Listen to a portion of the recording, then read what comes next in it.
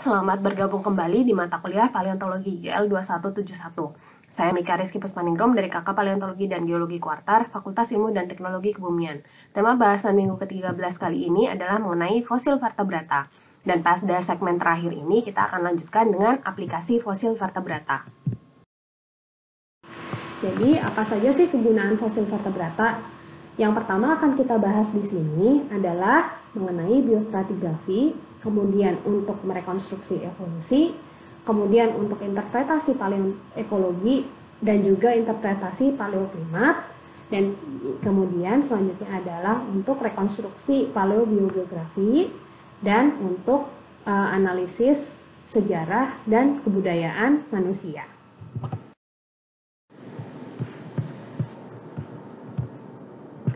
Kalau kalian ingat, biostratigrafi merupakan penggunaan komponen fosil tertentu yang berkelanjutan untuk merekonstruksi urutan. Salah satu contoh penggunaan fauna vertebrata atau fosil vertebrata untuk menentukan urutan-urutan umur adalah untuk sedimen kuarter daratan di Pulau Jawa. Di sini kita bisa lihat bahwa kumpulan hewan vertebrata digunakan untuk menentukan urutan-urutan jenjang umur di lapisan Pulau Jawa. Dari yang paling tua yaitu jenjang sapir, di sini kita lihat faunanya masih sederhana dan terdiri dari fauna-fauna yang dapat ditemukan di pulau-pulau yang terisolasi.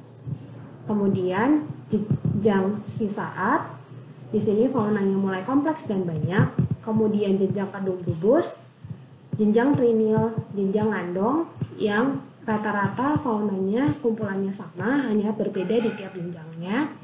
Kemudian jenjang punung, cipendei, dan fauna modern yang mirip seperti fauna. Demikian pula di Sulawesi kita dapat menemukan beberapa jenjang berdasarkan kumpulan fosil vertebratanya.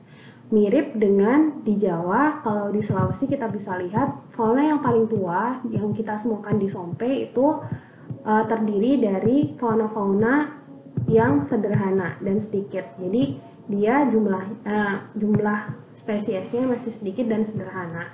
Kemudian semakin muda yaitu fauna longrong, lakibong, tanrung, dan talepu, itu kita bisa melihat bahwa susunan faunanya dia lebih kompleks dengan penambahan beberapa fauna-fauna yang baru. Kemudian yang terakhir adalah fauna modern yang didapatkan di gua, itu mirip dengan fauna yang ada sekarang. Demikian pula di Pulau Flores kita juga menggunakan vertebrata untuk menentukan urutan atau jenjang umur lapisan kuarternya. Mulai dari yang paling tua yaitu Tangitalo, itu faunanya juga masih sederhana. Kemudian ditambah di Matamenge yaitu fauna-fauna dengan tambahan-tambahan yang banyak. Jadi mulai di sini kita bisa lihat ada kehadiran manusia purba Homo floresiensis. Kemudian di liang buah itu faunanya adalah fauna-fauna gua. Di sini kita juga melihat bahwa di Flores itu kita bisa mendapatkan tikus raksasa. Dan juga fauna modern yang kita temukan di gua itu mirip dengan fauna yang ada sekarang.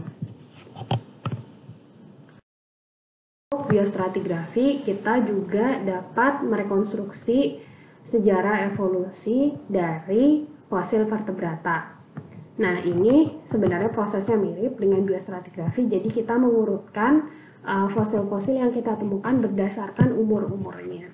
Jadi dari fosil vertebrata yang kita temukan merekonstruksi beberapa perkembangan evolusi, yaitu yang pertama adalah evolusi dari hominid. Kita bisa lihat mulai dari kelompok hominid yang primitif hingga yang modern, hingga Homo. Nah, ini paling banyak digunakan di antropologi sehingga kita bisa merekonstruksi missing link dari manusia purba. Kemudian yang sudah kalian pelajari bersama-sama di materi evolusi adalah dari evolusi paus. Jadi di sini kita sudah tahu ya bagaimana penemuan fosil itu bisa kita gunakan untuk merekonstruksi proses evolusi dari kelompok tertentu. Kemudian yang penting juga adalah fosil vertebrata itu bisa digunakan untuk interpretasi paleoekologi dan paleoklimat. Nah, kalau tadi saya sudah sempat menjelaskan bagaimana tulang vertebrata itu digunakan untuk bentuk tulangnya, maksudnya digunakan untuk merekonstruksi paleoekologi dan paleoklimat. Maka sekarang kita akan menggunakan salah satu aplikasinya dari tulang. Jadi kita tidak menggunakan tulangnya secara langsung, tapi kita menggunakan kimia yang ada atau terkandung di dalam tulang, yaitu kita menggunakan analisis isotop. Di sini contohnya adalah kita menggunakan isotop karbon stabil atau karbon 13 untuk merekonstruksi paleodiet dan paleohabitat dari satu organisme, terutama dari herbivora. Nah, di sini kita bisa mengetahui apakah herbivora itu dulu hidupnya di lingkungan hutan yang sangat padat atau sangat tebal, kemudian hutan yang terbuka atau vegetasi yang campuran seperti ini, atau di padang rumput yang benar-benar terbuka sama sekali. Nah, itu bisa kita lihat dari rasio karbon 13-nya. Nah, rasio karbon 13 ini ketika rasionya kecil, kita bisa mengetahui bahwa dia lebih banyak hidupnya di hutan. Sedangkan kalau misalnya rasionya itu sedang, dia hidupnya di vegetasi campuran. Sedangkan kalau misalnya dia rasionya C13-nya itu tinggi, dia hidupnya di lingkungan yang terbuka seperti padang rumput atau savana. Nah, dari susunan rasionya itu kita juga bisa melihat dari lingkungan hidupnya selain dari morfologi atau bentuk giginya. Jadi misalnya kalau herbivora itu kalau giginya mahkotanya tinggi, maka dia biasanya hidup di lingkungan yang terbuka karena biasanya dia makannya rumput yang lebih keras, jadi lebih mudah tergerus. Kalau misalnya dia mahkotanya tidak tinggi, maka dia langsung masa hidupnya itu dia jauh lebih pendek karena dia tidak bisa mengimbangi dengan kerasnya makanan rumput yang ada di padang rumput atau savana itu. Nah, kemudian aplikasi yang kedua adalah untuk menentukan paleoclimate atau iklim purba. Nah, di paleoclimate ini kita sebenarnya melihat juga dari komposisi oksigen 18-nya. Nah, oksigen 18 ini salah satu indikator paleoklimat yang baik karena bagaimanapun hewan vertebrata itu pasti minum dari satu sumber air. Jadi, ketika sumber air itu berbeda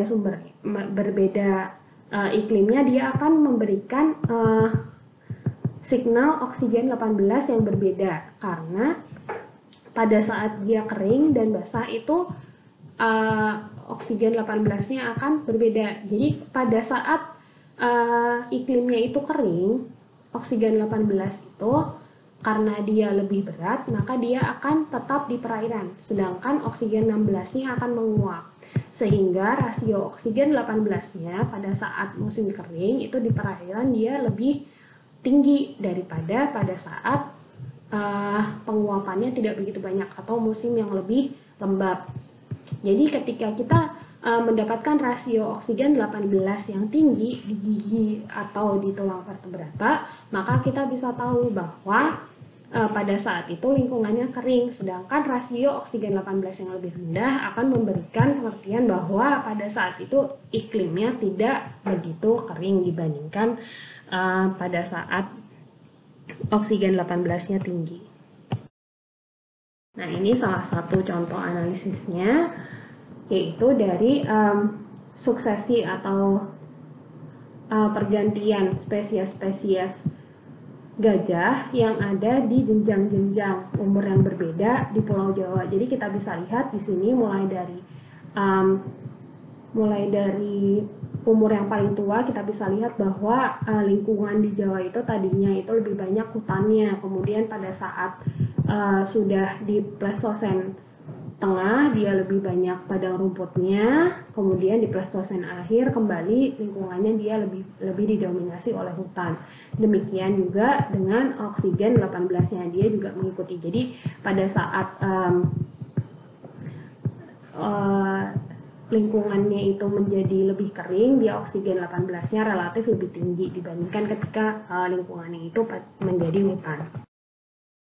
Aplikasi selanjutnya adalah rekonstruksi biogeografi. Nah, ini kalian pasti sudah pernah melihat gambar ini, bahwa beberapa fosil itu terdapat di tempat yang berbeda, padahal fosilnya benar-benar sama. Jadi ini sebenarnya digunakan untuk merekonstruksi bahwa dulunya itu benua-benua itu sempat menjadi satu. Yang ini adalah rekonstruksi dari Gondwana ya. Jadi kalian bisa lihat ada beberapa fosil ditemukan misalnya di Amerika Selatan dan Afrika. Jadi dulunya Amerika Selatan dan Afrika itu bersatu. Demikian pula dengan Afrika, India, Antartika, dan Australia. Jadi dari temuan fosil ini kita bisa mengetahui bahwa biogeografi atau dulunya benua-benua ini bersatu.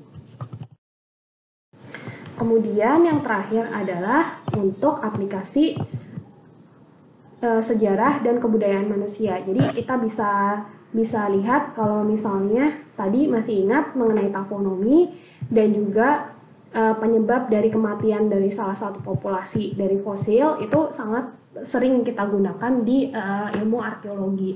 Demikian pula dengan kalau ini kita sebut sebagai